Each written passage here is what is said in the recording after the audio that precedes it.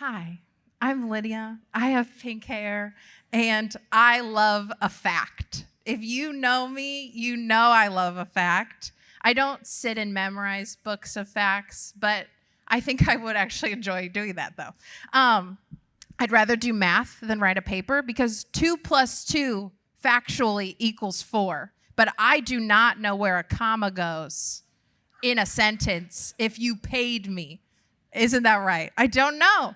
It could go anywhere, but it goes nowhere because they're not real. They're not real. I'm sorry if your kid loves English or if you love English. It's not my thing.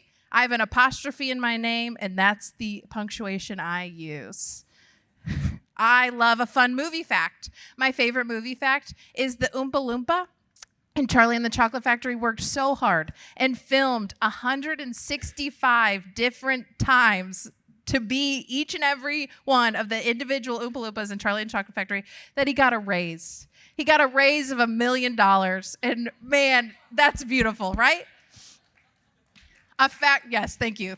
Clap for, I know his name. It's like Deep Roy or something. That's his name. I do know, I literally love him so much. He's my favorite part ever.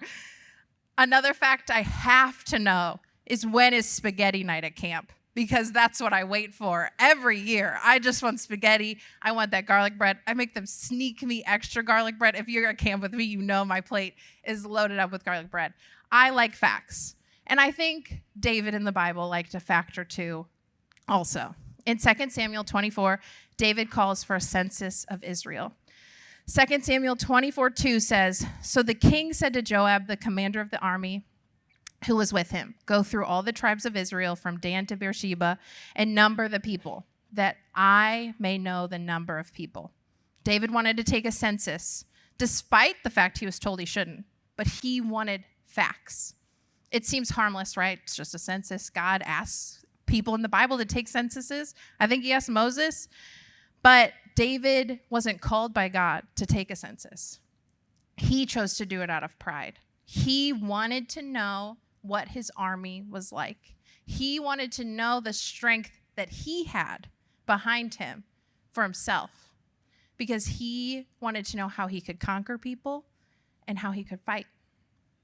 He wanted a paper full of facts that would make him feel more comfortable. Don't we want that sometimes? I'd love a paper full of facts. I love a fact, but I would love a paper full of facts about what's going to happen in my life. When life feels out of my control or it's not meeting my expectations, don't I want, or we want, a paper that's going to tell me what's going to happen and how it's going to go? When facts don't change, right? That's comfortable. When will God meet my expectations? When will God do things on my timing? David wanted confidence in his army strength when God wanted David to have confidence in him. He wanted Israel to have confidence in him, not in how big their army was. Because censuses back then weren't like censuses now, where it would be like, how many people are in your household? It's like, you got a man that's 20 that can wield a sword? That's what it was. It wasn't about the people. It was about the strength. Are there spaces where we take a census in our life, where we want the facts? A fact that will comfort us instead of knowing that we are children of Jehovah Jireh. He's the Lord who provides. We don't need facts. We have a Lord who provides. Youth, do we not learn about Jehovah Jireh just a little bit ago? It changed my perspective on God too. He sees the beginning and the end, and we only see right now, right here, right in front of me, or what maybe happened in the past too. I only see what's here, but God sees the beginning to the end. He sees the whole story, and I see it, maybe what's in front of me is ugly and odd and not going how I want it to, but God sees a beautiful story. I see what isn't happening. I see what I lack. I focus on that, and I have to remember that he lacks nothing. He doesn't lack anything. And I also see sometimes that God's timing is not on my agenda. I have a niece. who I love so much, and I like to believe she got her humor straight from me. just straight from here, this person in front of you. Emily and I were babysitting her, and we were having a dance party like any fun girls would. And her loose tooth got smacked pretty hard. She screams. The dance party was over, I would have to say. She screams. She runs to the mirror and screams, "This was not on my agenda." And man, do I feel that. I feel that. When I look around sometimes, I'm like, this wasn't on my agenda. God, why are we doing this? Why do I have to go through this? Because this wasn't on my calendar. This wasn't on my to-do list, which I just learned has really renovated my life as a to-do list. If you don't make those, you should, because my life has been changed, honestly. But it wasn't on my agenda. We make up little agendas, right? Like, God, I want to do this by this age. I want this when I get through this, or when I get through this, this will happen, or I expect this out of you, right? We make little lists. We make God to-do lists. But he likes to do his own thing. I don't know if you've ever noticed. John 11 tells us that Mary and Martha's brother Lazarus is sick. John 11, 3-4 says, "So the sisters sent to him saying, 'Lord, whom you love is ill.' But when Jesus heard it, he said, 'This illness does not lead to death. It is for the glory of God, so the Son may be glorified through it.'" He kept moving through his day. He said something really profound, but then he just kept on moving, right? He didn't go, "Oh my goodness, John, pack the fish, pack the oils, pack everything. We have to go right now." He was just like, "It's all going to work out. Don't you worry." His delay had to have been excruciating for Mary and Martha. And it had to have been so confusing as a disciple. I would have dropped some hints. I would have been like, "It's lunchtime. You know what else starts with L? Lazarus. Shouldn't we go?" Like, Lord, did you get that message? He's sick. I would have just dropped that doesn't feel really subtle, but I would have been like, "Weirdly enough, your bag's already packed. I got a horse. It's right here. Its name is Giuseppe." I have no idea, but I would have been ready. But that's probably just me. John 11, 5-6 says, "Now Jesus loved Martha and her sister and Lazarus. So when he heard that Lazarus was ill, he stayed 2 days longer in the place where he was." To me, that's a crazy verse. He loved them, but he stayed where he was. He didn't jump up and run, but it still says he loved them.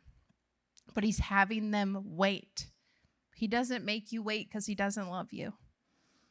He could have hopped on a horse and been there in 5 minutes, because I think that's the conversion time from wherever they were to wherever they were. 5 minutes on a horse.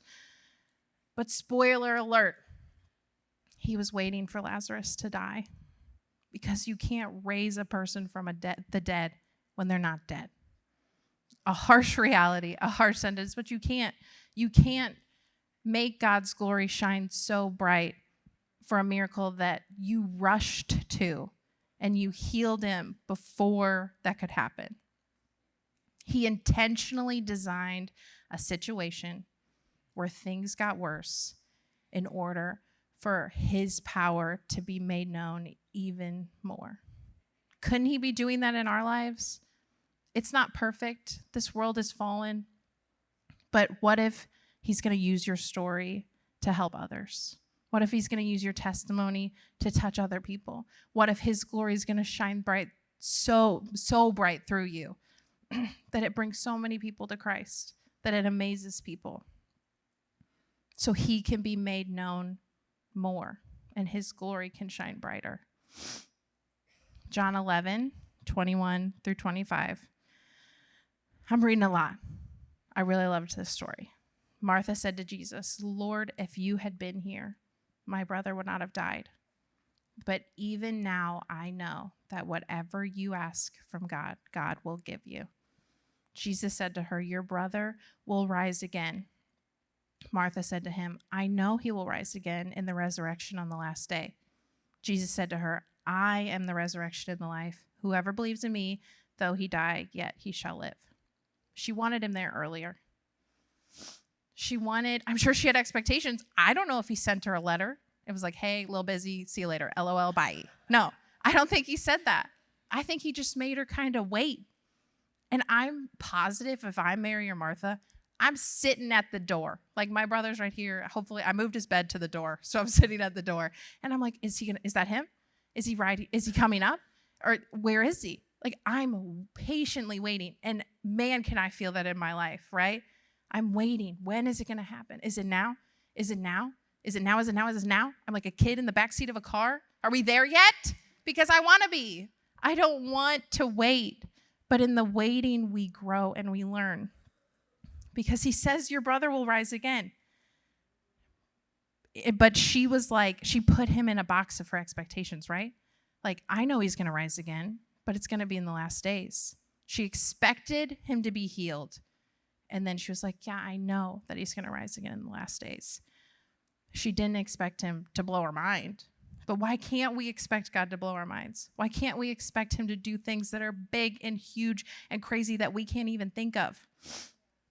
I'm sure Jesus wanted to be like, silly goose, grab your camo, we're going to go perform a miracle. But he didn't because he knew the timing would be better later. The one thing I noticed, though, was Martha didn't run up to Jesus screaming and being like, where were you? Why weren't you here? My brother is gone. She didn't scream. She didn't say, you failed me. She still had faith, and it was rooted in the fact that Jesus is good, and he is loving, and he is strong. It didn't rock her faith because she knew. She was like, yeah, he's going to rise again in the last day. She still believed in what he could do. She just boxed him in a little bit. It didn't diminish who Jesus was to her. She just put him in a little box, wrapped him up. She didn't claim anything but God's goodness. And that's where her peace came from. And when things aren't going my way or to my agenda or whatever it is, I want to be like Martha. I don't want to be like, God, why aren't you doing this? I'm so angry. I'm so frustrated. We can say that, but I want to be like, I know I'm going to see your goodness, even if it's not in the way that I wanted it to be. She thought he was powerful. She knew he was powerful, but she kept it small. She just kept him in, right? Don't we do that? Aren't we like, this is my agenda. This is how it's going to go. And if it doesn't go this way, it can go this way. And if it doesn't go that way, it can go that way, right? I do that all the time. I have expectations that I'm sure God's like, you silly little goose. That's not it. But let me show you how much better it's going to be. Next, he goes to Mary. John 11:32-35 says, now when Mary came to where Jesus was and saw him, she fell at his feet, saying to him, Lord, if you had been here, my brother would not have died. When Jesus saw her weeping, and the Jews had come with her also weeping, he was deeply moved in his spirit and greatly troubled. And he said, where have you laid him? They said to him, come, Lord, and see. Jesus wept. Did you notice? She said the exact same thing as Martha, and he reacted in a completely different way because he's personal. He cares. It's not just like a blanket answer, like, it's going to be good, don't worry. He meets you where you are. He sees you where you are. He sees you for who you are. He's so personal, and he has so much strength in that because he's not a father who's distant. He's so compassionate. He's so close to us. When it's bad, when it's good, when it's ugly, when it's sad, he's there. And he wants to be there. And he wants to meet you how you need to be met. He doesn't withhold things because he doesn't care. He just has a plan. He has a will. He has timing. And it's better than our expectations. Even if it looks different, even if it doesn't make sense, when you look back, you're like, that was better.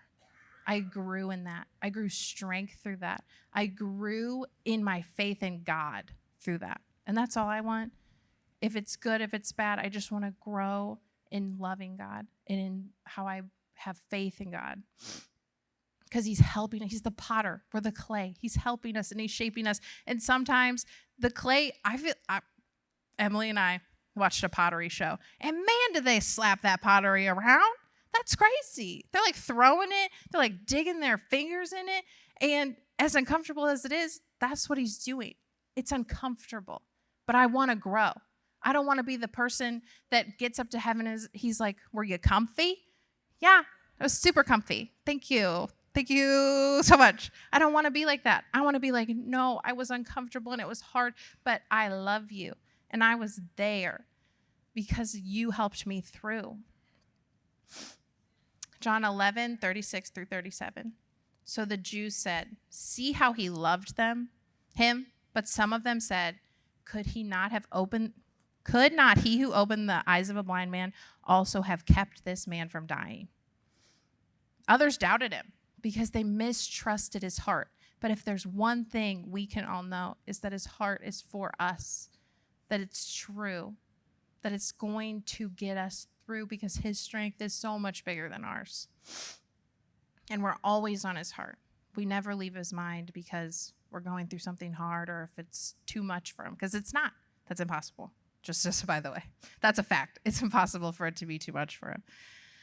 John 11:40-44. Jesus said to her, did I not tell you that if you believed, you would see the glory of God? So they took away the stone, and Jesus lifted up his eyes and said, Father, I thank you that you have heard me. I knew that you always hear me, but I said this on the account of the people standing around, that they may believe you sent me. When he said these things, he cried out with a loud voice, Lazarus, come out. The man who had died came out, his hands and feet bound with linen strips, and his face wrapped with a cloth. And Jesus said to them, unbind him and let him go. I have a qualm. My qualm is this. It should have said he hopped out. He was wrapped up like a mummy. I want Moses hopped out that cave, not he walked out. He was wrapped up like a mummy, guys. Come on, we could all picture it in our head. He's just like, I'm so sorry. I'm so embarrassed. But that's fine. But if Mary and Martha, before Jesus came, had taken a census of their life, would they have seen facts that they wanted to see? When Jesus didn't show up immediately when they called, the facts wouldn't have been great, right? When do we take censuses of our lives and are like, these aren't great facts? And then we fall into despair. We fall into disappointment. We fall into frustration, right?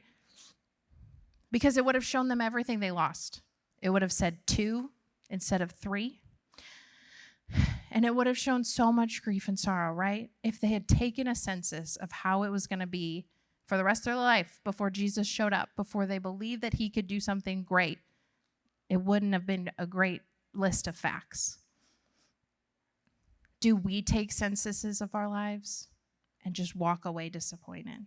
Walk away. It's never going to happen. This is so frustrating. God, why aren't you here? Why aren't you doing this? But we aren't meant to face this alone. We aren't meant to do all of this with our strength. It's his strength. It's him who's going to walk us through it all. I didn't put this in there. I'm sorry, guys. 2 Corinthians 5:7. For we walk by faith and not by sight.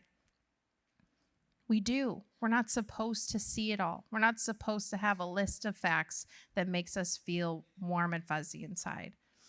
Well, realistically, if we take a census, I doubt it's going to make us feel warm and fuzzy because we're going to see that we're a broken person. What hope do we have to do it ourselves? And what strength do we have to do it ourselves? I don't want to run ahead of God and stare at a tomb I can't empty. If I was a disciple, I would have already been there. And I don't want to do that. I don't want to be like, God, I got this. I can run. I was never in track. I don't know why I think I can run. And these shoes hurt when I was jumping, guys. I was like, darn it, I should have worn cushy shoes. But I don't want to run ahead and be like, okay, I'm here. What are we doing? Why aren't you here? Open it. And then I can't do anything. I can't make Lazarus hop out because he hopped. When you read that, I want you to think about how he hopped from now on. I read this from a kid's devotional, which I don't read often. I would like to make that known. But today, we're all going to read it. God's writing the story of your life. Long before you were born, he planned how the story would go. He knows every twist and turn in the plot, and he's got a plan to work each one out. Best of all, he knows how he wants the story to end, with you in heaven with him. But you have to let go of the pen Don't snatch up the pen and pretend you're in control of your life and that you can write your own story. Only God has that kind of control. He wants the story of your life to roar through this world, to help others find him. All you have to do is be brave enough to let go of the pen. Psalms 138:8. The Lord will fulfill his purpose for me. Your steadfast love, O Lord, endures forever. Do not forsake the work of your hands. I love that verse. I love it because the Lord will fulfill his purpose for me. He will fulfill his purpose for me. We could just have that one verse and live forever on it, you know? Like he's going to fulfill his purpose for me. I don't have to do it. And he loves me. And he's not going to forsake the work of his hands because he created me. He planned me here. He planned for all of us to be here in 2024. Even though sometimes I want to be in the 1880s. But that's fine. I want to go to a ball. I want to wear a fancy dress. But that's fine. But he planned for us to be here. And he will fulfill his purpose. And his purpose for all of us is good. Another spoiler alert. It's good and his will is good. And it ends with us in heaven with him. If we don't get everything we want, if it doesn't always go our way, we have that to stand on. What does it matter? I get to be in heaven with God. I get to live and worship him and love him forever. And I know that's like a hard truth. That's a hard truth to be like, what if I don't get it all? What if I don't live the life exactly how I want it to? Well, maybe your plan's a little silly. Because God's plan is probably better. I'm probably talking very bluntly, but that's fine. And he's going to fulfill his purpose for us. We don't have to take a census of our strength. How are we going to do this? How am I going to get through this? How am I going to do it? Because he's already done it. He already has the victory, and we already get to live in heaven with him if we've accepted him in our life as our Lord and Savior. Because we already know about his strength, because he's Jehovah Jireh. He provides for us, and he loves us, and he loves to do it. When Abraham went to that mountain with his son, God could have given him that ram at the bottom. God could have given him that ram in the middle, but he waited to the top. And I'm sure if I was Abraham and Isaac, I would have been like, you could have been at the bottom, you know? But he didn't because he grew Abraham's faith. And he wanted to see, I think he wanted Abraham to see what was in Abraham's heart, that he loved God, that God's will would reign over all. So another fact about me is I love a song quote. I do. I love to quote a song. If someone says something that just like sparks my brain, I'm going to quote it, a song. The amount of times I've said pancakes for dinner in my life is absurd. That's a song. But if someone says something that sparks a song, I'm there. I'm there. I don't know if everyone knows that fact because sometimes I quote them so obscure. If I could have everybody dance on up here. We're going to give God the pen. I don't want the pen. I don't want to write my own story. I don't want to write a census. I don't want to stare at a list of facts that's saying everything in my face is wrong. Everything in my face is going bad. So we are going to stand up. Would you stand? And we're going to say goodbye to yesterday. We are. We're going to say goodbye to yesterday.